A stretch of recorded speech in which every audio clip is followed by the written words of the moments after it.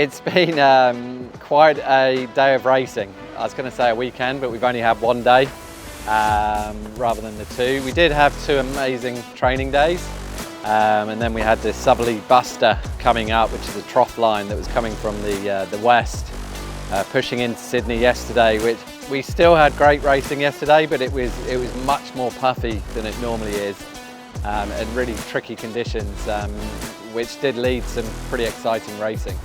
Race one was probably one of the biggest races for the team. You know, it was quite scary in some ways. Like we managed to get up into second place, and on the final downwind, basically tacked around the right mark, bore away, and then we were coming into Canada and Denmark, and basically Denmark just obscured our vision slightly of Canada, and so we ended up seeing them really late, so we just had to force a turn a little bit tighter to make sure we didn't hit Canada.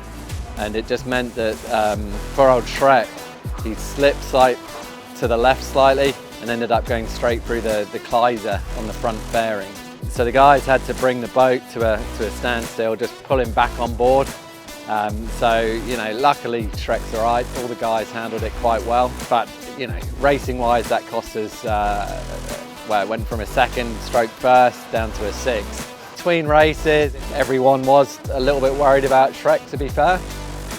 So we were quite conservative on that start in the second race. We'd actually got back into it on the first run, and we'd got up into third place, but then we had a board button issue.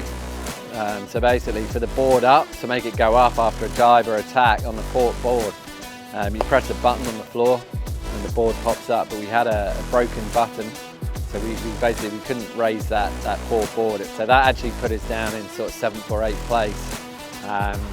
But you know, they stuck in there, then they managed to get back to 6th. Final race, the wind, you know, was getting more and more unsteady with bigger holes and bigger gusts, and it caught half the fleet out, to be honest. Pre-start, we basically got off in 4th, but there was probably, well, there's 5 boats that were late for the start as well. After that, like, you know, it was really tight racing. France and Canada were just ahead of us, and we managed to grind Canada down and take a second place, and France won that one.